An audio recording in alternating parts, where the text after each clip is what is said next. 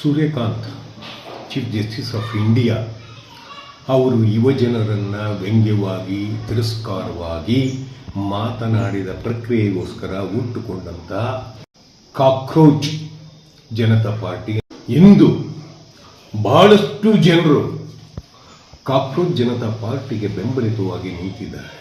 ನ್ಯಾಯಿಕ ಸ್ಥಾನದಲ್ಲಿ ಕೂತಂಥವರೇ ನಿರುದ್ಯೋಗಿ ಯುವಕರನ್ನ, ಮಾಹಿತಿ ಹಕ್ಕು ಕೆಲಸ ಮಾಡುವವರನ್ನ, ಪತ್ರಕರ್ತರನ್ನ ಅವಮಾನಿಸಿದ ರೀತಿ ಇದೆಯಲ್ಲ, ಅದು ಅಕ್ಷಮ್ಯ. ಅಭಿಜಿತ್ ದಿಪ್ಕೆ ಅವರು ಇಂದು ಹೆಸರಾಂತ ಯುವ ನೇತಾರ. ಎಲ್ಲ ಪೊಲೀಸ್ನವರು ರಕ್ಷಣೆಯ ನೆಪದಲ್ಲಿ ಅವರ ತಂದೆ ತಾಯಿಯನ್ನ ಕಾಯಲಿಕ್ಕೆ ಓಡಿ ಹೋಗಿದ್ದಾರೆ.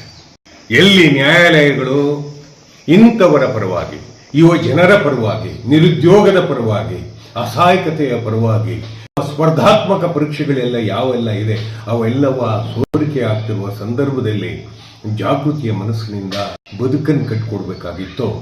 ಅಂತ ದೇಶದ ನೇತಾರನೊಬ್ಬ ಇನ್ನು ಮುಂದೆ ನಿಮ್ಮ ಹೊಟ್ಟೆಯನ್ನು ನಾವು ತುಂಬಿಸಲಾಗುವ ಬಡತನದಲ್ಲಿ ಬೇಯಬೇಕಾಗತ್ತೆ ಅನ್ನುವಂಥ ಒಂದು ಹೋಪ್ಸಿಲ್ದಿರುವ ಮಾತುಕತೆ ಆಡಿದಾಗ ಯುವಜನರ ದಂಗೆಯನ್ನು ಕೈಗೆತ್ತಿಕೊಳ್ಳದೆ ಮತ್ತೇನೂ ಇರೋದಿಲ್ಲ. ಮುನ್ಸೂಚನೆ ಇಲ್ಲದೆ ಸೃಷ್ಟಿಯಾದಂಥ ಚಳುವಳಿ ಇದು. 10 ವರ್ಷಗಳ ಹಿಂದೆ ಚಳುವಳಿಗಳನ್ನು ನಿರೂಪಿಸಬೇಕು ಅಂತ ಹೇಳಿದರೆ ಬಹಳಷ್ಟು ಶ್ರಮ ವಹಿಸಿ, ಬಿಸಿಲಲ್ಲಿ ಅಲ್ದಾಡಿ, ಸಂಘಟಿಸಿ, ಅವರಿಗೆ ತಿಳುವಳಿಕೆಯನ್ನು ಕೊಟ್ಟು ನಂತರ ಜಾಗೃತಿಗೊಳಿಸಬೇಕಾಗಿತ್ತು. ಆದರೆ ಇಂದಿನ ಯುವಕರ ಟೆಕ್ನಾಲಜಿಯ ಶಕ್ತಿ ಎಲ್ಲರನ್ನ ಏಕ ಸಮಯದಲ್ಲಿ ಜಗತ್ತನ್ನೇ ಸಂಘಟಿಸುವ ಪ್ರಕ್ರಿಯೆಯನ್ನು ಒಳಗೊಂಡಿದೆ. ಚಳುವಳಿಗಳು ದೊಡ್ಡದಾಗ್ತಾ ಇದ್ದ ಹಾಗೆ ರಾಜಕೀಯ ಪಕ್ಷಗಳಿಗೆ ಹೆದರಿಕೆ ಎತ್ಕೊಂಡು ಇಲ್ಲ ಇದು ಒಂದು ವಿದೇಶಿ ಏಜೆಂಟ್, ಇವನೊಬ್ಬ ಹಿಂದುಳಿದಂಥವನು, ಇವನೊಬ್ಬ ಇನ್ನೇನೋ, ಈ ಥರದ ಆರೋಪಗಳು ಎಂಥ ಅಸಹಾಯಕತೆಗೆ ತಳ್ಳಿಬಿಡ್ಬೋದು ಅಂತ ಅನ್ನೋ ರೀತಿಯಲ್ಲಿ ಸುದ್ದಿಗಳನ್ನ ಹಬ್ಬಿಸ್ತಾ ಬಂದವು. ಆದರೆ ಯುವಜನರು ಇತ್ತೀಚಿನ ದಿನಗಳಲ್ಲಿ ಬುದ್ಧಿವಂತರು, ವಿವೇಕವಂತರು, ವಿಚಾರವಂತರು, ಎಲ್ಲಕ್ಕಿಂತ ಹೆಚ್ಚಾಗಿ ಕ್ಯಾಲ್ಕುಲೇಟಿವ್ಸ್. ನಾನು ಆನೆ, ನಾನು ಅವನು ಇವನು ಅಂತ ದೊಡ್ಡ ದೊಡ್ಡ ಪ್ರಾಣಿಗಳು, ಕ್ರೂರವಾದ ಪ್ರಾಣಿಗಳನ್ನ ಹೆಸರು ಹೇಳ್ತಾ ಇದ್ರು. ನೀವು ಹಸ್ಕಿ ಬಿಡುವಂತ ಆತೆ ಉಳದ ಹೆಸರು ಹೇಳ್ಕೊಂಡು ಬಂದವರು ಯಾರೂ ಇಲ್ಲ. ಆದರೆ ಇಲ್ಲಿ ಆತೆ ಉಳದ ಹೆಸರು ಹೇಳ್ಕೊಂಡು ಯುವಜನಾಂಗ ಶಕ್ತಿಶಾಲಿಯಾಗಿ ಎಸ್ಟಾಬ್ಲಿಷ್ ಆಗೋದಿದೆಯಲ್ಲ, ನಿಶಾಯಕ ಪ್ರಾಣಿಯನ್ನ ಅದನ್ನ ಹಿಡ್ಕೊಂಡು ಕೆಲವು ಪಾರ್ಟಿಯವರು ಬರ್ಲೆಲ್ಲಿ ಹೊಡೆಯೋದೇನು, ಚಪ್ಪಲಿ ಹೊಡೆಯೋದೇನು, ಏನಾಗಿದೆ ಇವಕ್ಕೆ? ಯುವಜನರದ ಆಗ್ತಿರುವ ಅಸಮಾನತೆ, ಅಸಹಕಾರಗಳನ್ನು ನಾವು ಗುರುತಿಸಿಕೊಡ್ಬೇಕಾಗಿತ್ತು. ಅವರನ್ನ ಈ ದೇಶ ಕಟ್ಟುವ, ಈ ದೇಶದ ಬೆನ್ನೆಲುಬು ಆಗುವ ಶಕ್ತಿಯನ್ನ ಸೃಷ್ಟಿಸಬೇಕಾಗಿತ್ತು. ಈ ಒಬ್ಬ ರೈತನನ್ನು ಸೃಷ್ಟಿಸ್ಲಿಕ್ಕಾಗದೇ ಇರುವಂತಹ ಒಂದು ರಾಜಕೀಯ ಪಕ್ಷಗಳು, ಉದ್ಯೋಗಗಳನ್ನು ಒದಗಿಸಿಕೊಡಲಿಕ್ಕಾಗದೇ ಇರುವಂತಹ ರಾಜಕೀಯ ಪಕ್ಷಗಳು, ಮತ್ತು ಪ್ರತಿ ಬಾರಿಯೂ ಧರ್ಮ ಕಲಹಗಳಿಂದ, ಜಾತಿ ಕಲಹಗಳಿಂದ ಸೃಷ್ಟಿಯಾಗುವ ರಾಜಕೀಯ ಪಕ್ಷಗಳು, ಇವೆಲ್ಲವನ್ನ ನೋಡ್ತಲೇ ಬಂದಿದ್ದೇವೆ. ಅಧಿಕಾರಿಶಾಹಿಯ ಭ್ರಷ್ಟತೆ ಪ್ರತಿ ಸರ್ಟಿಫಿಕೇಟ್ ಅಲ್ಲಿ, ಪ್ರತಿ ಹುಟ್ಟಿನಲ್ಲಿ ಲಂಚದ ಅತಿ ದೊಡ್ಡ ಅಂಶವೇ ಆಗೋಗಿದೆ. ಇಲ್ಲಿ ಓಪ್ಷನ್ ಕ್ರಿಯೇಟ್ ಮಾಡ್ತಿರೋರು ಯಾರಪ್ಪ ಅಂದ್ರೆ ನಿಷ್ಕೃಷ್ಟ ಜೀವಿಯಾದಂಥ ಜಿರ್ಲೆ, ಆತೆ ಹುಳ. ಇಂತಹ ಸಂದರ್ಭದಲ್ಲಿ ನಾವು ಇದರ ಬಗ್ಗೆ ಮಾತಾಡಬೇಕಾಗಿದೆ. ಪೆಟ್ರೋಲಿನ ಬೆಲೆ ಏರಿಕೆ ಹೇಗಾಗ್ತಿದೆ, ಪ್ರತಿ ಮನೆಯ ಅಡಿಗೆ ಮನೆಯಲ್ಲಿ ನೆಮ್ಮದಿ ಹಾಳು ಮಾಡಿರುವ ಅಂಶಗಳೇನು, ಪ್ರತಿ ಮಕ್ಕಳು ಓದಿ ಬೆಳೆಯುವ ವಿಚಾರಗಳನ್ನು ತುಂಬಿಕೊಳ್ಳುವಂಥ ಮಕ್ಕಳು ಏಕ್ದಮ್ ಆತ್ಮಹತ್ಯೆಗೆ ಕೊರಳುಗಳನ್ನ ಓಡ್ತಾ ಇದ್ದಾರೆ. ಈ ಎಲ್ಲದರ ಅಸಹಾಯಕತೆಯ ದಂಗೆಯನ್ನು ನಾವು ಹಿರಿಯರು ಗುರುತಿಸಬೇಕು. ಇಲ್ಲ ಅಂತ ಹೇಳಿದರೆ ಈ ದಂಗೆ ಸಮಾಧಾನಗೊಳ್ತದೆ ಅಂತ ಅನಿಸೋದಿಲ್ಲ. ದಿಪ್ಕೆ ಅಂತ, ಅಭಿಜಿತ್ ದಿಪ್ಕೆ ಅಂತವ್ರನ್ನ ಕೊಂದು ಬಿಸಾಕ್ಬೋದು, ಅದು ಕ್ಷಣ ಮಾತ್ರದ ಕೆಲಸವಾಗ್ಬೋದು. ಆದರೆ ಲಕ್ಷಾಂತರ ಆತೆಹುಳುಗಳು ಬಚ್ಚಲಲ್ಲಿ, ಅಡಿಗೆ ಮನೆಯಲ್ಲಿ, ಎಲ್ಲಂದರಲ್ಲಿ ಸೃಷ್ಟಿಯಾಗಿ ಮೇದಾಕ್ಬಿಡ್ತವೆ, ಇವ್ರನ್ನೆಲ್ಲ ತಿಂದಾಕ್ಬಿಡ್ತವೆ. ಇಂತಹ ಅಸಹಾಯಕತ ಪರಿಸ್ಥಿತಿಯಲ್ಲಿ ಅವರ ಕುರಿತು ಮನ್ ಕಿ ಬಾತಲ್ಲಿ ನಮ್ಮ ಪ್ರಧಾನಮಂತ್ರಿಗಳು ಮಾತಾಡಬೇಕಿತ್ತು. ಯಾವುದೋ ದೇಶದ ಪ್ರಧಾನಿಗೆ ಚಾಕ್ಲೇಟ್ ಕೊಡುವ ನಮ್ಮ ಪ್ರಧಾನಿಗಳು ಮಾತಾಡಬೇಕಿತ್ತು. ಜಿಲ್ಲೆಗಳ ನೆಮ್ಮದಿಯ ತಾಣವನ್ನು ಸೃಷ್ಟಿಸುವ ಪ್ರಕ್ರಿಯೆಯಲ್ಲಿ ಈ ಯುವಜನರ ಶಾಂತಿಯುತವಾದಂಥ ಜೀವನದ ಪ್ರಕ್ರಿಯೆಯಲ್ಲಿ ಪ್ರಧಾನಮಂತ್ರಿ ನಮ್ಮ ಆಶೋತ್ತರಗಳಲ್ಲಿ ಒಂದಾಗಬೇಕಾಗಿತ್ತು. ಯಾವುದರಲ್ಲೂ ಇಲ್ಲ. ನಮ್ಮ ರಕ್ಷಣಾ ವ್ಯವಸ್ಥೆಯಲ್ಲಿ ಯುವಕರಿಲ್ಲ. ಅವರಿಗೆ ಟೆಂಪ್ರವರಿ ಸ್ಥಾನಮಾನವನ್ನು ಕಲ್ಪಿಸಲಾಗಿದೆ. ಈಗ ಅಗ್ನಿವೀರ ಅದು ಇದು ಮಾಡಿಕೊಂಡು ನೀಟಲ್ಲಿ 18ರಿಂದ 22 ಲಕ್ಷ ಜನ ಎಕ್ಸಾಮಿನೇಷನ್ ಬರೀತಿದೆ. ಅದು ಸೋರಿಕೆ ಆಗಿ ಹೋಗ್ತಿದೆ. ನಾರ್ತ್ ಇಂಡಿಯಾದಲ್ಲಿ ಅವರಿಗೆ ಜಾಸ್ತಿ ಉದ್ಯೋಗ ಸೃಷ್ಟಿಯಾಗ್ತಿದೆ. ಅದು ದಕ್ಷಿಣ ಮತ್ತು ಉತ್ತರ ಇವೆರಡನ್ನು ಬೇರೆ ಮಾಡ್ತಾ ಇದೆ ಎನ್ನುವಂಥ ಅಂಶಗಳಿಲ್ಲ. ರಾಷ್ಟ್ರೀಯವಾದಗಳು ಇಂದು ಸಂಶಯಾಸ್ಪದವಾದಂಥ ಅಂಶಗಳಾಗ್ತಿವೆ. ಧರ್ಮ ಕಾರಣಗಳು ರಾಜಕೀಯ ಬೇಯಲಿಕ್ಕೆ ಕಾರಣ ಆಗ್ತಾ ಇದೆ. ಗೋಹತ್ಯೆಗಳು ಎಲ್ಲ ಕಡೆ ಗೋವನ್ನು ಕೊಂಡುಕೊಳ್ಳಿಕ್ಕಾಗದೆ ರೈತರು ಈ ಮುದಿಗೋವುಗಳನ್ನು ಮಾರಲಿಕ್ಕಾಗದೆ ಇರುವ ಸ್ಥಿತಿಗಳನ್ನು ನಿರ್ಮಾಣ ಮಾಡಿದೆ. ಪ್ರತಿಯೊಂದು ಫುಟ್ಪಾತ್ ಅಲ್ಲಿ ಕಟ್ಟುವ ದೇವರಿಗೂ ದೊಡ್ಡ ಸ್ಥಾನಮಾನ ಸಿಕ್ತಿದ್ದಾಗ ಬದುಕಿರುವ ಯುವಜನರ ತೋಳಿಗೆ ಕೆಲಸ ಕೊಡುವ ಶಕ್ತಿಯೇ ಇಲ್ಲದಿರುವ ರೀತಿಯಲ್ಲಿ ಸರ್ಕಾರಗಳು ಸಂಕೋಚವಿಲ್ಲದೆ ಕೆಲಸ ಮಾಡ್ತಿದೆ.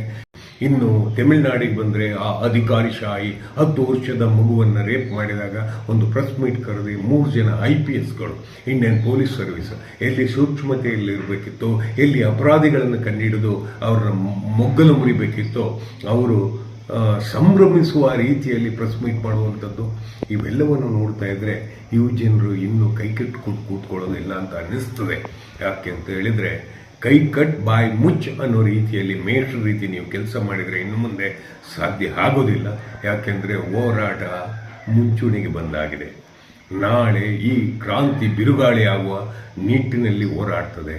ಬರಿಗೈಲಾದರೂ ಗಾಳಿಯಲ್ಲಾದರೂ ಗುದ್ದುವ ಶಕ್ತಿಯುತವಾದಂಥ ಯುವಜನರು ಮುನ್ನುಗ್ತಾರೆ.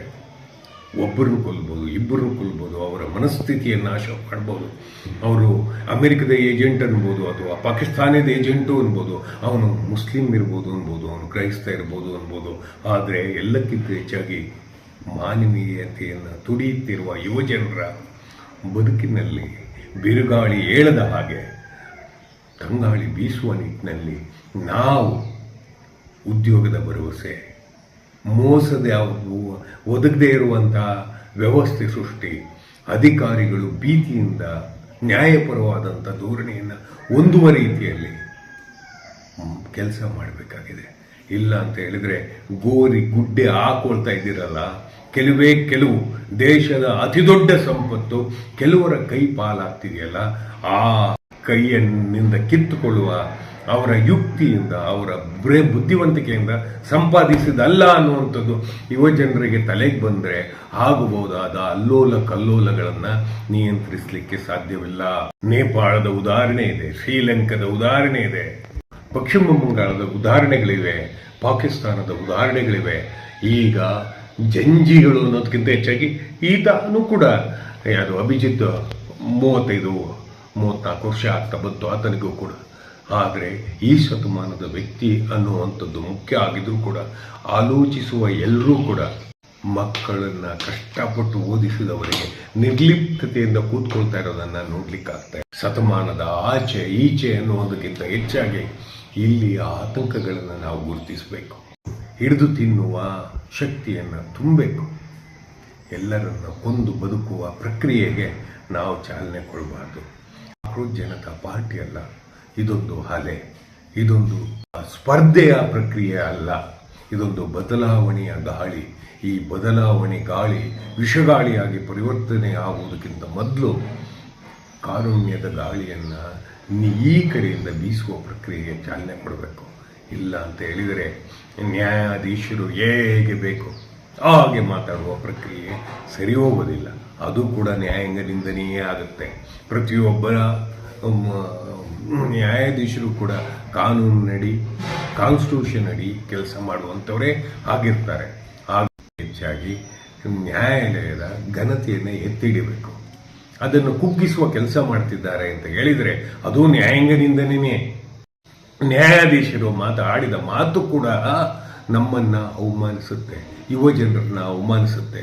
ವ್ಯಂಗ್ಯೋಕ್ತಿಯನ್ನು ಬಳಸುವ ಪೀಠವಲ್ಲ, ಕಾರುಣ್ಯದ ಪೀಠ. ಮತ್ತು ಎಲ್ಲಕ್ಕಿಂತ ಹೆಚ್ಚಾಗಿ ನ್ಯಾಯದಾನವನ್ನು ಮಾಡುವ ಪ್ರಕ್ರಿಯೆ.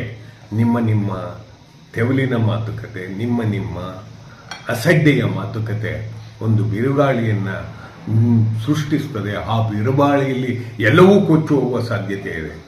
ಏನನ್ನ ಇದುವರೆಗೂ ಕಟ್ಕೊಂಡು ಬಂದಂತಹ ದಂತಗೋಪುರಗಳು ಮುರಿದು ಬೀಳುವ ಸಾಧ್ಯತೆಗಳನ್ನು ನಾವು ಇಲ್ಲ ಅನ್ನಲಿಕ್ಕಾಗೋದಿಲ್ಲ. ಈ ಎಲ್ಲ ಹೋರಾಟಗಳನ್ನು ಮಾಡೇ ಮಾಡ್ತದೆ. ಒಂದು ಆಶಾಭಾವನೆ ಅಂತ ಹೇಳಿದರೆ ಇದನ್ನೆಲ್ಲವನ್ನು ಗಮನಿಸುವ ಯುವ ಜನರು ಇದ್ದಾರೆ ನಮ್ಮ ನಡುವೆ ಅನ್ನುವಂಥದ್ದೇ ಸಂತೋಷದಾಯಕವಾದಂಥ ವಿಷಯ ಸರ್. ನಮಸ್ಕಾರ.